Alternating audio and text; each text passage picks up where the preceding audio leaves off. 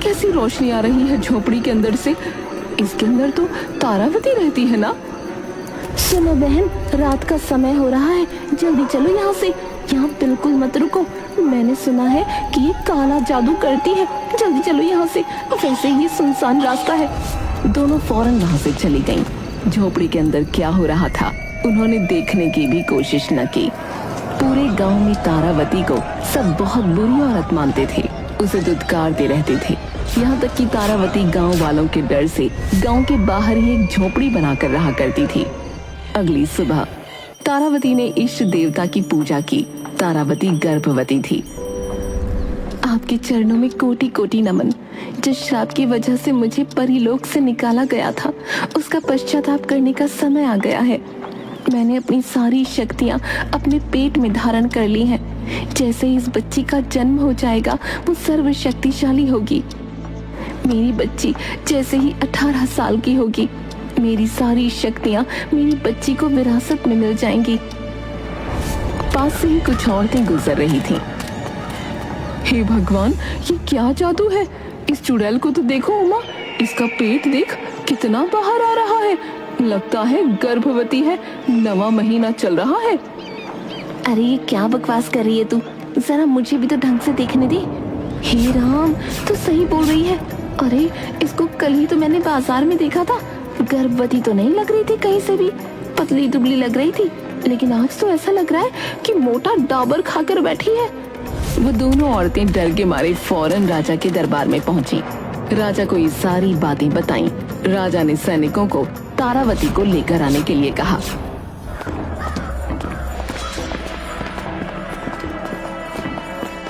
राजा साहब, आखिर मैंने क्या किया है जो आपने मुझे यहाँ बुलवाया?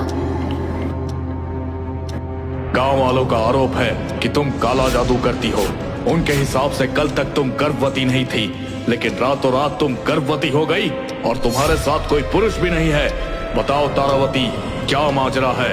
अकेली स्त्री होकर तुम अपना गुजारा कैसे चलाती हो, और ये बच्चा वो भी रातों रात? जैसा आप समझ रहे हैं वैसा कुछ भी नहीं है। मैं कोई काला जादू नहीं करती, लेकिन मैं अगर आपको सच बताऊंगी तो आप मेरी बात का यकीन नहीं करेंगे। इतने में ही जोरदार आंधी आने लगी।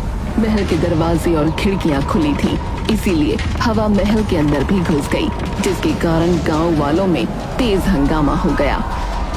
इस औरत को तो मरवा देना चाहिए। इसके यहाँ आए हुए अभी 10 मिनट भी नहीं हुए और देखो पूरा महल मलूस हो गया। ये तो सिर्फ इत्तेफाक। गांव वालों का दबाव ज्यादा था, इसीलिए राजा तारावती को कारावास में डलवा देता है।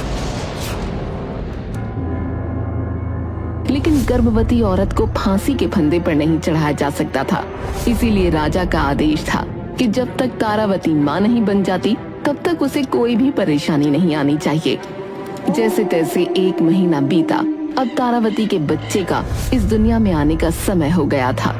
वो जैसे तैसे करके उस काल कोठरी से बाहर निकली और दुनिया की नजरों से छुपते छुपाते अपनी झोपड़ी में जा पहुंची और एक प्यारी सी नन्ही बेटी को जन्म दिया।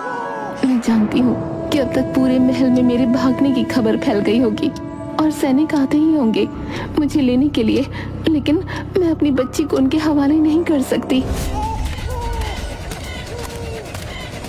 तारावती एक दूसरी झोपड़ी के आगे अपनी बेटी को रखकर वहाँ से भाग गई। दरवाजे के बाहर से बच्चे के रोने की आवाज सुनकर एक औरत ने दरवाजा खोला। हे राम, ये प्यारी सी बच्ची, ये कौन छोड़कर चला गया? कितनी प्यारी है और रो रही है। औरत फौरन उस बच्ची को अपनी गोद में उठाकर घर के अंदर ले गई। उस तरफ जा सकती है वो तारावती, जल्दी पकड़ो। तारावती सैनिकों के हाथ लगने से पहले ही गांव वालों के हाथ लग गई। ये तो भाग निकली, जल्दी पकड़ो इस औरत को, जल्दी से इसे पेड़ से बांधो। गांव वालों ने तारावती को पेड़ से बांधकर उसे जला दिया। तारावती ने तड़प तड़प कर अपना दम तोड़ दिया। अगली सुबह जब लीलावती पेड़ से कंकाल को बंधा हुआ देखती है तब वो गांव वालों से पूछने लगी, अरे लीलावती, तुम कहाँ सो रही थी? रात को बड़ा हंगामा हुआ पूरे गांव में। वो थी ना तारावती, अरे वही डायन, उसको जला दिया इस पेड़ से बांधकर। रात को जेल से भाग निकली थी। लेकिन वो तो माँ बनने वाली थी ना, तो क्या उसका बच्चा भी? अरे नहीं नहीं, लगता है वो बच्चे को जन्म दे चुकी थी, लेकिन उसका बच्चा कहाँ है ये कोई नहीं जानता। अब लीला को कुछ कुछ समझ आ रहा था। वो घर गई, उसने उस प्यारी सी मासूम बच्ची का चेहरा देखा। उस बच्ची के चेहरे में उसे तारावती की झलक नजर आई। मैं तुम्हें गांव वालों के हवाले नहीं करूंगी। तुम्हें भगवान ने मेरी झोली में डाला है। वैसे भी मेरा पति इस दुनिया से जा चुका है, मेरा इस दुनिया में कोई नहीं था। अब तुम मेरा सहारा बनकर आई हो। तारावती के साथ जो हुआ इसमें तुम्हारी कोई गलती नहीं। आज से तुम्हारा नाम नयन तारा है। तुम्हारे नाम में तुम्हारी माँ हमेशा शामिल रहेगी। नयन तारा दूसरी बच्चियों से अलग थी, इसीलिए वो तेजी से बड़ी हो रही थी। नयन तारा का ये बदलाव लीला देख रही थी और सब समझ रही थी कि नयन तारा बाकी बच्चों से अलग है। नयन तारा पर गांव वालों की बुरी नजर न पड़े, इसीलिए वो गांव के बाहर एक कुटिया में रहती थी।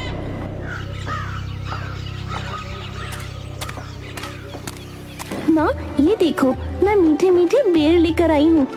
अच्छा, तुझे कैसे पता ये मीठे हैं? कुछ खट्टे भी तो हो सकते हैं।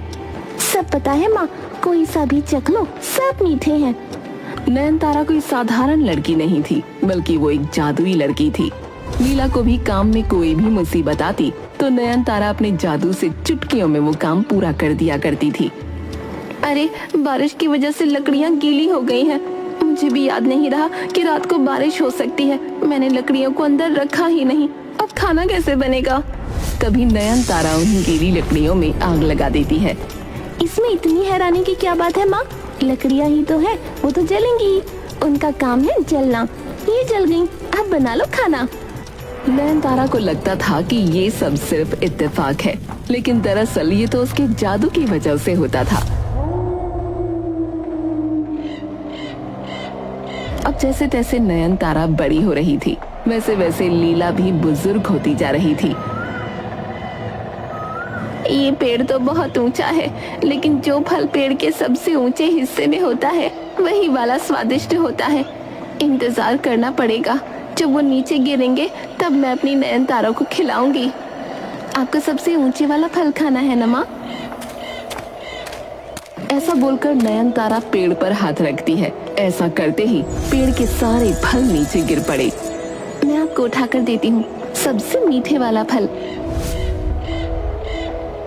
ये लो, ये वाला फल सबसे स्वादिष्ट है। ये सिर्फ आपके लिए है। लेकिन मेरी बच्ची, ये तूने क्या किया? पेड़ के सारे फल नीचे गिरा दिए। इतने में ही फलों का मालिक वहाँ पहुँचा।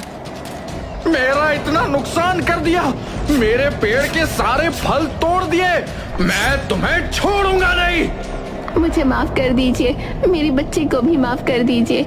इसकी भी कोई गलती नहीं है, नादान है बेचारी। माफी से क्या होगा? तुम्हें ये सारे गिरे हुए फल को खरीदना होगा। मेरा तो भारी नुकसान हो गया। मेरे पास तो इतने पैसे नहीं हैं। तू बुढ़िया, पैसे भी नहीं और मेरा नुकसान भी कर दिया। तभी वो आदमी देखता है कि नयन तारा ने 3 ताली बजाकर उन सभी फलों को वापस पेड़ों की टहनियों पर टांग दिया। ये देखते ही वो बौखला गया। हवा में उड़ते हुए सारे फल टहनियों की तरफ वापस जाने लगे। अरे ये तो जादू करती है। ये बोलकर वो आदमी भाग गया। तूने दूसरों के सामने अपना जादू क्यों दिखाया?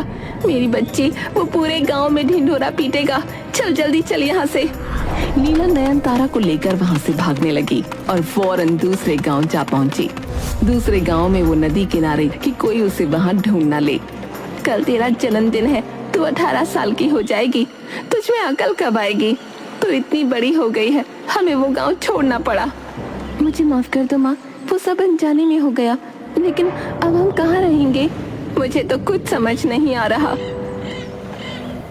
तभी नयन तारा नदी के किनारे से कुछ लकड़ियां बीनने लगी और हवा में हाथों को लहराते हुए ऐसा लग रहा था कि मानो उसने लकड़ियों को आदेश दिया हो। लकड़ियां अपने आप ही काम में लग गईं।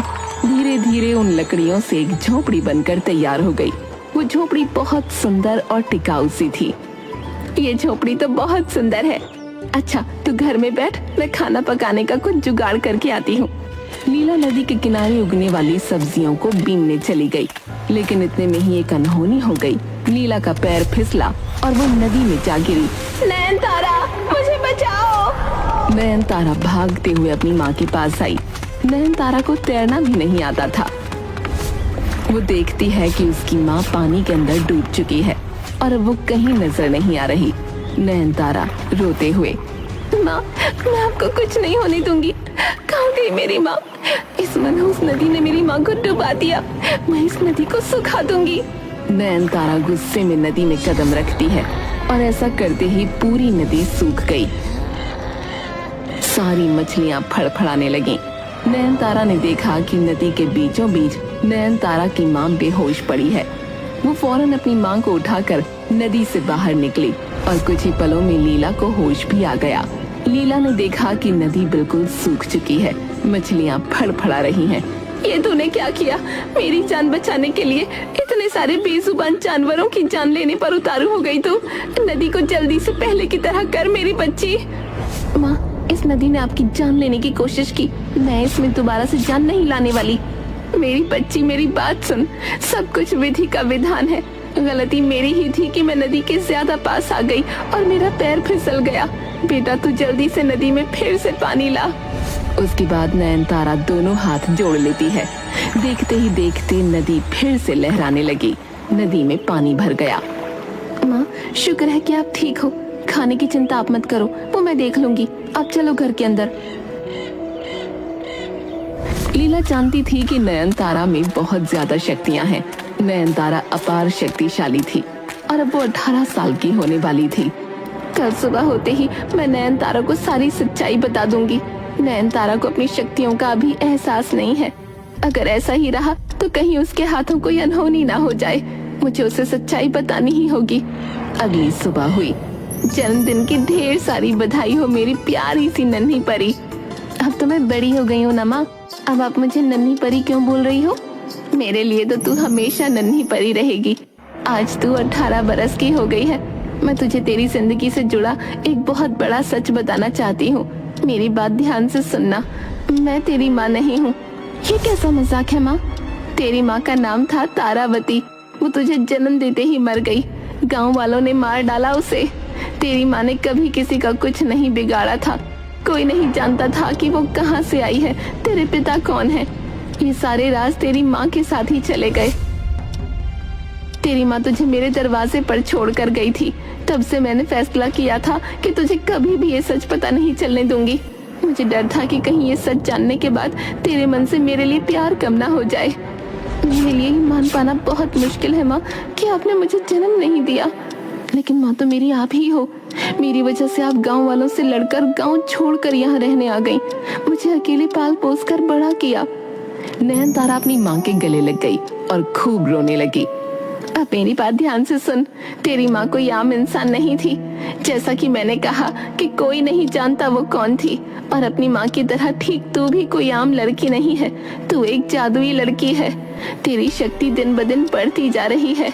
ये जरूरी है कि तुझे तेरी शक्तियों के बारे में पता हो, तुझे तेरी ताकत का अंदाजा हो। कल जब तूने नदी को सुखा दिया तो मुझे पता चला कि तेरे अंदर की जादुई शक्तियाँ मेरी सोच से कहीं गुना ज्यादा हैं। कोई तेरा गलत इस्तेमाल ना करे, इसलिए तुझे मजबूत बनना होगा और अपनी शक्तियों पर काबू करना सीखना होगा। कि इतने में ही नयनतारा के कानों में आवाज गूंजने लगी। वो आवाज तारावती की थी। नयनतारा की आंखों के आगे वो सारा मंजर आ गया जब उसकी माँ को पेड़ से बांधकर जलाया जा रहा था। नयनतारा का बदन लाल हो गया और अचानक से ही उसके कंधों पर पंख आ गए। ये तुझे क्या हो रहा है मेरी बच्ची? ये पंख, तेरा बदन? नयनतारा पूरी तरह एक परी में बदल चुकी थी। मेरी माँ तारावती को पेड़ से बांधकर जला दिया गया। वो सब मैं अभी अपनी आंखों के सामने होता हुआ देख रही थी। मैं किसी को नहीं छोड़ूंगी। मैं उस गांव में तबाही ला दूंगी, सब कुछ जलाकर राख कर दूंगी। ऐसा कहकर नयनतारा अपने पंखों का इस्तेमाल करके उड़ चली। मेरी बात तो सुन मेरी बच्ची, वहाँ खतरा है। नयनतारा फौरन गांव पहुंची। लीला भी नयनतारा के पीछे पीछे भाग रही थी। लीला बहुत बुजुर्ग हो चुकी थी, इसीलिए वो पीछे रह गई। जब तक लीला गांव पहुंची, उसने देखा कि चारों तरफ तबाही मची हुई है। लोग इधर से उधर भाग रहे थे।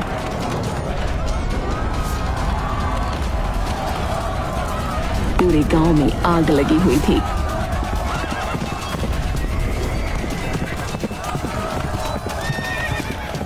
ये कैसी राक्षसी है हमारे गांव में? सैनिकों, जल्दी हमला करो। लेकिन नयनतारा कहाँ किसी के हाथ आने वाली थी। नयनतारा आग की बरसात करने लगी, कभी पत्थर तो कभी तीर। नयनतारा के मन में बदले की भावना का कोई अंत नहीं था। मेरी बच्ची, मेरी बात सुन। इन गांव वालों और तुझ में क्या फर्क रह जाएगा? जो इन्होंने तेरी माँ के साथ किया, उसका बदला तू इस तरह से ले रही है। ये सब देखकर तेरी माँ को बहुत बुरा लगेगा। तेरी माँ को इन्होंने इस गलतफहमी में मारा कि वो एक बुरी औरत थी, वो उनके लिए खतरा बन सकती थी। लेकिन वो असली खतरा तू क्यों बन रही है मेरी बच्ची? तू ऐसी नयनतारा नहीं है। नीला की बातें सुनकर नयनतारा अब होश में आ रही थी। उसने चारों तरफ की आग को बुझा दिया, सभी लोगों के घरों को पहले की तरह ठीक कर दिया। महाराज, मैं आपसे प्रार्थना करती हूँ, मेरी बच्ची को कुछ मत करना। उसने अपनी गलती सुधार ली है। महाराज भी सैनिकों को इशारा कर कदम वापस लेने को कहने लगे कि इतने में ही आसमान नीला पड़ गया। बादल गरजने लगे और इसी के साथ एक तेज रोशनी से कुछ परियां निकलकर बाहर आने लगी।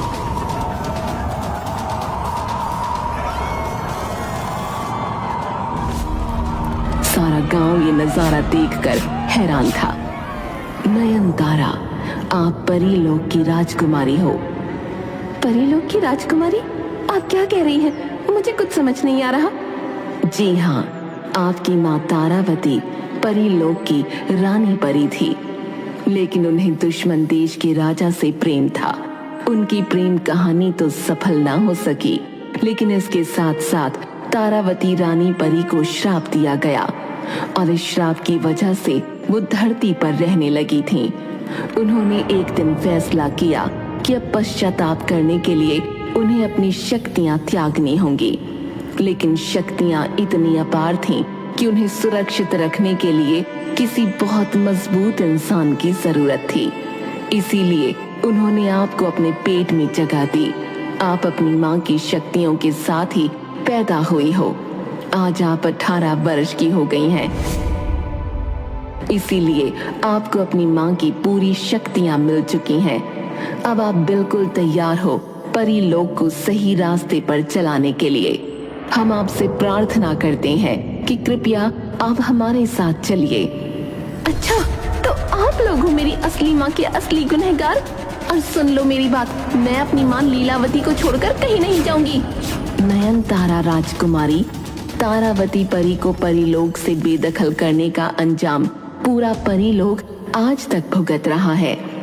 परीलोक में आज तक उजाला नहीं हुआ, लेकिन आपके वहां जाने से परीलोक का ये श्राप टूट जाएगा। कृपया हमारे साथ चलिए। मेरी प्यारी बच्ची, मैं जानती हूँ तू मुझे बहुत प्यार करती है, लेकिन तेरी जगह ये नहीं है मेरी बच्ची। यहाँ इंसान है और जहाँ इंसान है वहाँ बहुत पाप है। वैसे भी तू परीलोक की राजकुमारी है, तेरी असली जगह वहीं पर है मेरी बेटी। तू मेरी चिंता मत कर। क्या मैं अपनी माँ लीलावती को लेकर परीलोक आ सकती हूँ? आज से आप ही रानी हैं। आप जो चाहेंगी परीलोक में वही होगा। नयनतारा बहुत खुश हुई और आसमानों की तरफ उड़ान भरती है और तभी एक टिमटिमाते तारे की रोशनी की तरह वो कहीं गायब हो जाती है। गांव वालों ने बहुत बड़ा पाप किया है।